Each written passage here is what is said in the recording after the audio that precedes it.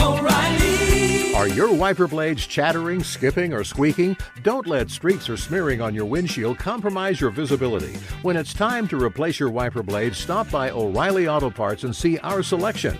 Our professional parts people will even install your new wiper blades while you wait. Stop by O'Reilly Auto Parts today. O'Reilly Auto Parts. For all you elk hunters out there, chasing turkeys is basically the same thing. I know the reaction you just gave me, but don't knock it till you try it, and don't try it without OnX. The Hunt app will not only help you find new areas on public ground, but I use it to find out landowner info to get permission on private ground that I see birds on as well. OnX Hunt has a special offer for you. Use code CAL to receive 20% off your membership at onxmaps.com/hunt and find more birds this spring. There's nothing like snook hook sets at dawn or catching a tarpon in the moonlight. Find your next fishing trip made easy on fishingbooker.com and experience the magic of the Sunshine State or any other destination on your fishing bucket list. Book a blue water adventure in search of sailfish or go snapper fishing with the kids. With over 6,000 captains and trips to choose from, planning your next one just got a whole lot easier. Download the Fishing Booker app on the Google Play or App Store, or visit them online at fishingbooker.com to book your trip today.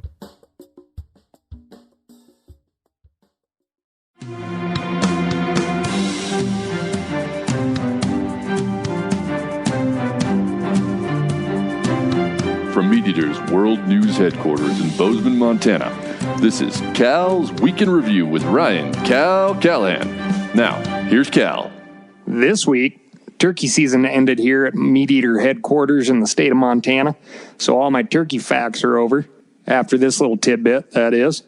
You should know that Benjamin Franklin spoke more highly of the wild turkey than our national bird, the bald eagle. He thought the bald eagle was a bad moral character and a rank coward, while the wild turkey was a little vain and silly, but at least courageous. So keep that in mind. This too.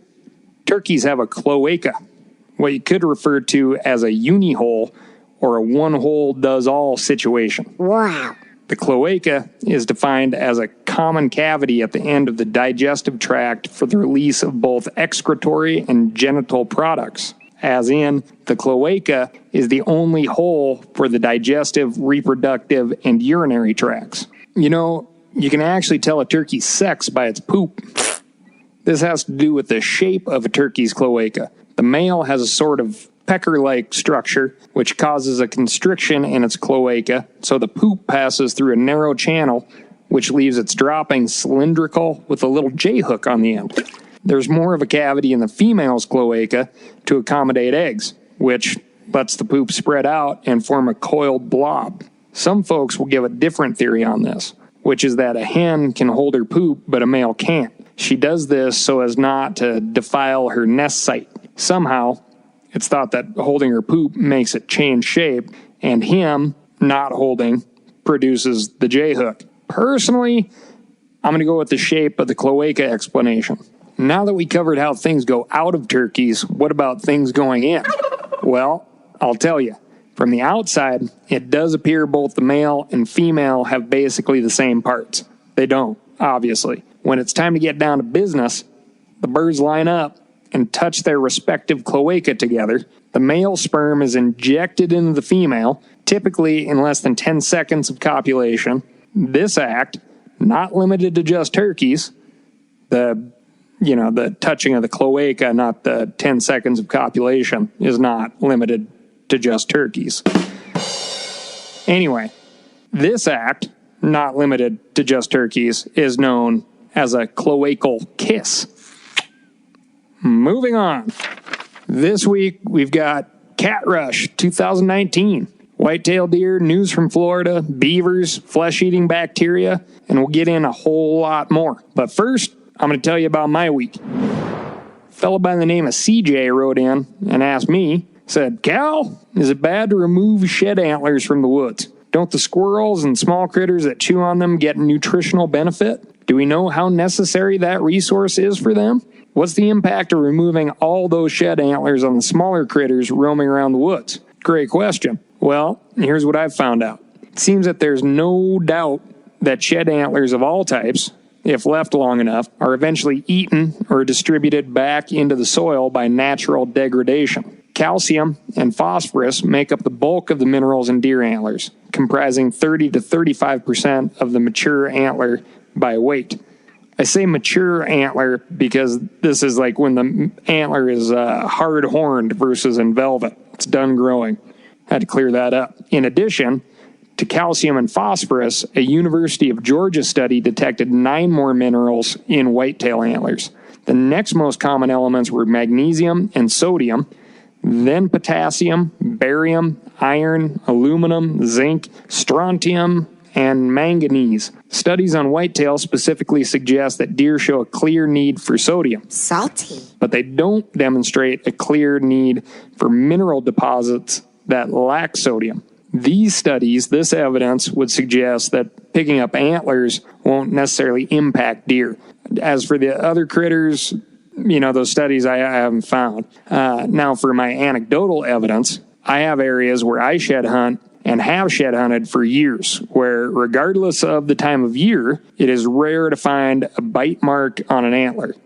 No bite marks from deer, porcupines, squirrels, or otherwise. In other areas, if you aren't picking up antler as close to the time they dropped as possible, it is more than likely that the shed you pick up will have been chewed on to some degree, or pretty much eaten up entirely. This evidence, although again anecdotal, would suggest that the shed antler and the mineral within has more value to wildlife in some areas than in others. You could extrapolate that out and come to the conclusion that if the mineral in the antler is valuable, then mineral could be lacking from the soil and general area. So the return of that mineral to the soil is of high value as well. Just something to think on, as I have not found any studies specific to this question floating around out there just yet. I find it nearly impossible to not strap a shed antler on my pack when I come across it. At the same time, I do find it hard to imagine that Mother Nature would be cool with me hauling away all of these admittedly preposterous ornaments that animals grow on top of their heads in order to someday maybe turn them into a chandelier. Now, got a little housekeeping to take care of before we move on. In episode 1 of Cal's Week in Review, titled Murderous Birds, Wildlife Bridges, and the Year of the Cat, I screwed up, which is embarrassing. What happened is that I credited Defenders of Wildlife for leading the ridiculous and unnecessary push to end all forms of cat hunting in British Columbia. I should have said the Wildlife Defense League, who is in fact the guilty party. Sincerest apologies to Defenders of Wildlife. All right, that's it for my week. Let's move on to this week by starting off with some quick hitters. Then we'll tackle a couple of bigger topics. 6 national parks in the D.C. area have provided more than 19,000 pounds of whitetail deer meat, or roughly 75,000 meals to local nonprofits. Whitetail deer populations are booming, and the deer tend to thrive in the kind of edge habitat that these parks, many of which are Civil War battlefields, provide. The parks are managing the deer herds to protect and restore native plants. In some cases, reports indicate that the deer are so prolific they have eaten nearly all treed seedlings, preventing the forest from being able to regenerate. In the parks where the deer management, or culling, has occurred, such as Catoctin Mountain Park in Maryland, they've seen almost an 11-fold increase in tree and shrub density. Since we're on whitetail, the state of Vermont has just recorded its oldest known hunter-killed whitetail. Vermont hunters were asked to turn in a tooth from harvested deer last season. The results are in. 3,914 hunters turned in teeth during Vermont's 2018 season. The oldest buck was 12 years old, which is very impressive. The oldest doe, taken by a youth hunter from Braintree, came in at an astounding 20 years old. This ties the record for the oldest known deer in Vermont, hunter killed or not, which was a 20-year-old deer that got hit by a car. The next time you hear some old-timer talk about the good old days of whitetail deer hunting, politely remind him that those good old days are happening right now. If you want to know exactly how good things are, go to themeateater.com, where our very own Spencer Newharth has an article called 2018, the year of record-breaking bucks. You know, I'll take just a quick second here to talk about another character over here at Meat Eater. That's Ben O'Brien. Ben O'Brien moved from Dripping Springs, Texas, in order to work for Meat Eater. Now, what's interesting about Dripping Springs, Texas, is it was founded by a guy with the last name of Pound. There is currently a movement to rename Dripping Springs to Pound Town. I don't know how far they're going to get with that. O'Reilly Auto Parts are in the business of keeping your car on the road. O'Reilly Auto Parts offer friendly, helpful service and the parts knowledge you need for all your maintenance and repairs. I don't know if you stopped in at an O'Reilly lately, but I use one because we have one right not too far from my house. People there are super helpful. I don't care if I'm getting boat batteries, car parts, whatever. Love those guys. They got thousands of parts and accessories in stock, either in-store or online, so you don't have to worry if you're in a jam. The team at O'Reilly Auto Parts can test your battery for free, in or out of your car. If it needs to be replaced, they'll help you find just the right battery for your vehicle. If you need your windshield wipers replaced, a brake light fixed, quick service, they'll help you find the right part or point you to the nearest local repair shop for help. Whether you are a car aficionado or an auto novice, you will find the employees at O'Reilly Auto Parts to be knowledgeable, helpful, and best of all, friendly. The professional parts people at O'Reilly Auto Parts are your one-stop shop for all things do-it-yourself auto. You can find what you need in-store or online. Stop by O'Reilly Auto Parts today or visit us at O'ReillyAuto.com/meateater. That's O'ReillyAuto.com/meateater. For all you elk hunters out there, chasing turkeys is basically the same thing. I know the reaction you just gave me, but don't knock it till you try it, and don't try it without OnX. The Hunt app will not only help you find new areas on public ground, but I use it to find out landowner info to get permission on private ground that I see birds on as well. OnX Hunt has a special offer for you. Use code CAL to receive 20% off your membership at onxmaps.com/hunt and find more birds this spring. Now, a lot of you guys are familiar with the old hunting tradition of eating, some organ, the heart or a chunk of liver off the first animal you kill. I had that when I was a little kid, and it was a big deal. Organ meats were always prized by frontier people who knew the importance of getting a lot of different minerals and nutrients. And as often is the case, those guys were onto something, because organs are among the most nutrient-rich foods on the planet. And you can get the same benefits your ancestors craved via convenient daily capsules from Heart and Soil, made exclusively from regeneratively raised, grass-fed, and finished cattle. Heart and Soil's unique freeze-drying process means all those important nutrients are trapped in, ensuring you experience every one of the benefits of nature's superfood in a clean, convenient, taste-free capsule. Find out more at heartandsoil.co. And make sure to use code MeatEater for 10% off your purchase. That's heartandsoil.co. Use the code MeatEater. Moving on. Also in 2018, Florida wildlife conservation officers were notified of a 5 feet, 20-pound lizard in the Key Largo area. They've been on the hunt for that lizard ever since. Turns out that it was an Asian water monitor, which proved to be a very difficult critter to catch. Ultimately, though, it was caught by using a combination of motion sensor cameras and live traps. The Asian water monitor, which is native to South and Southeast Asia, is the second heaviest lizard species behind the Komodo dragon. These opportunistic eaters have wide diets that can include everything from mollusks to mice and turtles to birds. They've been known to grow over 9.5 feet long, hit 150 pounds. Now, in order to get that big, they have to eat a lot and often. A lizard the size of this one in Florida probably eats 3 to 5 times a week. So that's a minimum of 156 birds or reptiles or mammals that this escaped pet consumed during its year-long Key Largo vacation. It's good for the local wildlife that it didn't encounter an Asian water monitor of the opposite sex. and turn that little vacation into a romantic honeymoon. For now, Florida is rid of at least one singular invasive species. Elsewhere in Florida, a man stabbed himself with a fishing hook while fishing and almost lost his arm. When the Pinellas County angler made it back to shore from a fishing excursion, his hook-wounded hand got all swollen and painful. Recognizing this as a strange reaction to a common fishing injury, our angler sought medical attention and the hand was treated with antibiotics. The following morning, the angler found black blisters had formed around his wound and up his arm. Infectious disease doctors from the burn unit were able to diagnose the symptoms as necrotizing fasciitis, a strain of rare flesh-eating bacteria. Surgeons were considering amputating the angler's arm until they eventually curbed the infection. Just a month before the fishhook incident, an Ohio man was vacationing in Florida and did a bit of kayaking outside of Tampa Bay.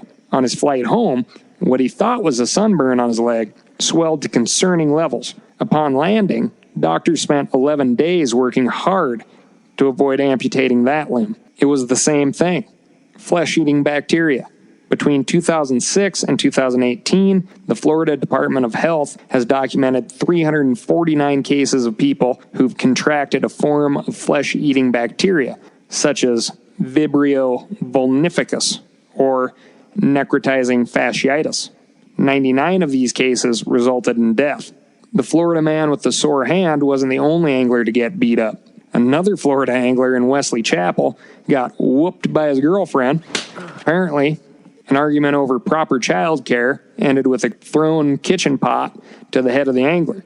The man who had spent, quote, the last couple days fishing instead of performing his fatherly duties. The girlfriend is charged with domestic battery. If the guy had half a brain and a bit of a conscience, he'd take his kid fishing. His girlfriend would probably thank him instead of whooping him with the pot and now being charged with domestic battery. North of here, over in Greene County, Georgia, a couple fishing under the I-20 bridge on Lake Oconee pulled in a satchel containing 2 guns and some jewelry. Due to engraving on one of the pieces of jewelry, investigators were able to track down the former owner's son in Auburn, Alabama, who confirmed the items were stolen from his father back in 1993.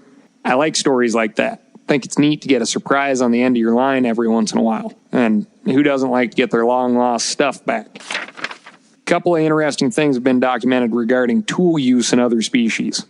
I'm transitioning here from stuff underneath the bridge to things that I think are neat, which are animals using tools. Anyway, a couple of interesting things have been documented regarding tool use in other species.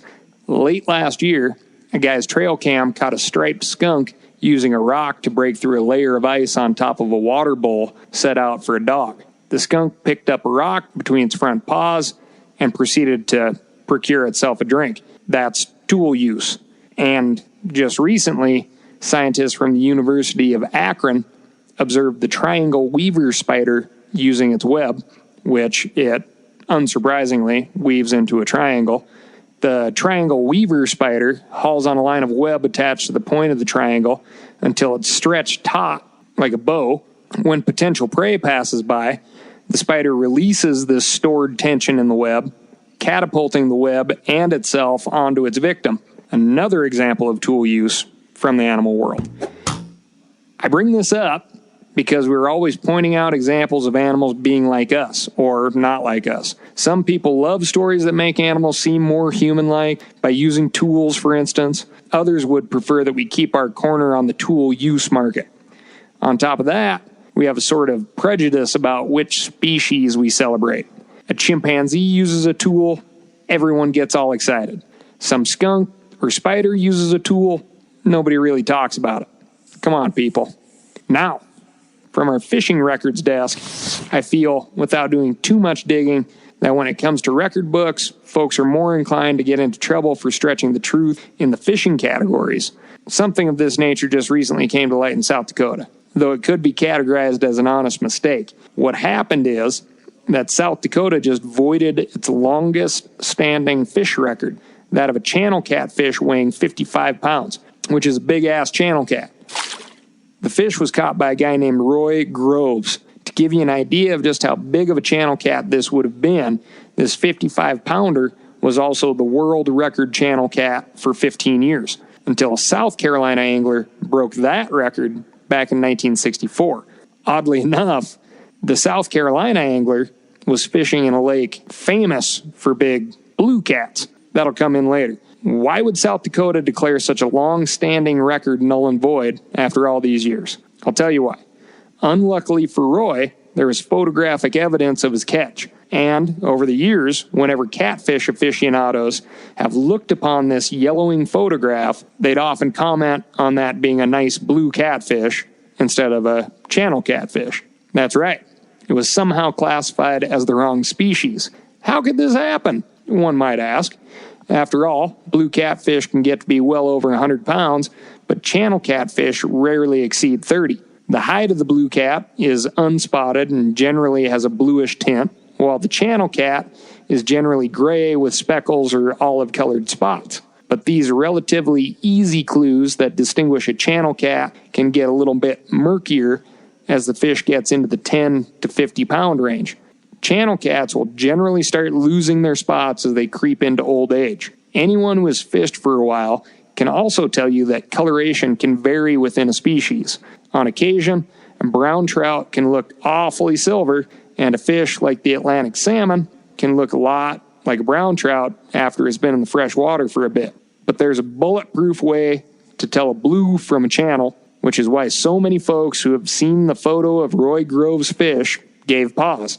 There's a fin on all of America's catfish called the anal fin. It's located between the vent and the tail fin on the bottom or ventral side of the catfish. A channel catfish has a curved anal fin with 24 to 29 anal rays. A blue cat has a straight anal fin with 30 to 36 anal rays. Although the photograph from 1949 is faded, yellowed, and blurry, one can clearly see the anal fin is straight as a damn board. Before you start feeling too bad for Roy Groves, take heart in the fact that his reclassified channel catfish now sits as a record blue catfish, albeit way lower than number one.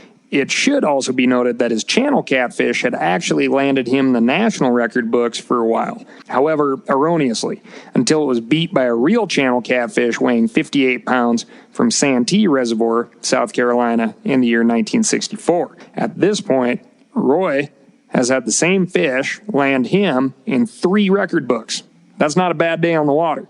If you're looking to see your own name in the record books, South Dakota is the place to do it. And right now, the channel cat record has been reset to 0, meaning any entrant will be a state record holder. Just like when gold was discovered in the Klondike and folks struck out for the wild seeking fame and fortune, the waters of South Dakota are inviting the same kind of fever. The state has declared Cat Rush 2019.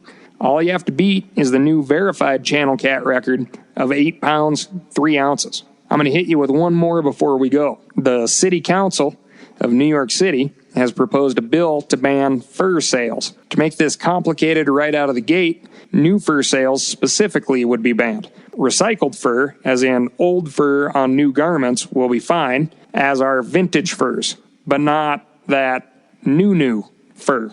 Also, there are no restrictions on leather, which I find odd, seeing as how a piece of leather is a fur with the fur all scraped away. I don't think this distinction matters one little bit to the critter who supplies the fur or leather, but the New York City Council must have a better understanding of animal hides than I do. Right now, the fur market in New York City is located in the Fur District south of Penn Station in Midtown Manhattan. Pretty fitting. Roughly 150 businesses, creating 1,100 jobs and bringing in around $400 million in revenue.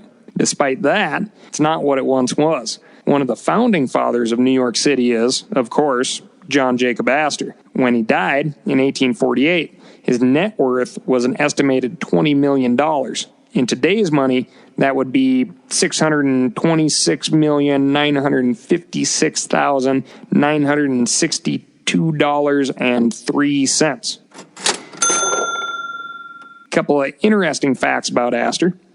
He opened his New York City shop in 1786, and then he formed the American Fur Company in 1808. The American Fur Company is credited by some for delaying British trade resources on the West Coast just long enough to prevent permanent British establishment there. Additionally, the men of the American Fur Company identified what would become the Oregon Trail and inadvertently opened the West to settlement. Beaver pelts allowed Astor to initiate his fortune, which he later leveraged into myriad other business operations that built New York. If you look at the state seal of New York, you'll find not one beaver, but two. Now, the city council might take the beaver out of New York, but you can't take you know what I'm trying to say. Thanks for listening to Cal's Week in Review. Remember to subscribe and hit that furthest right-hand star when you do. If you want to get a hold of me directly, please write into askcal@themeateater.com. ASKCAL @themeateater.com. Additionally, if you want to check out more amazing stuff from the natural world, please check out themeateater.com.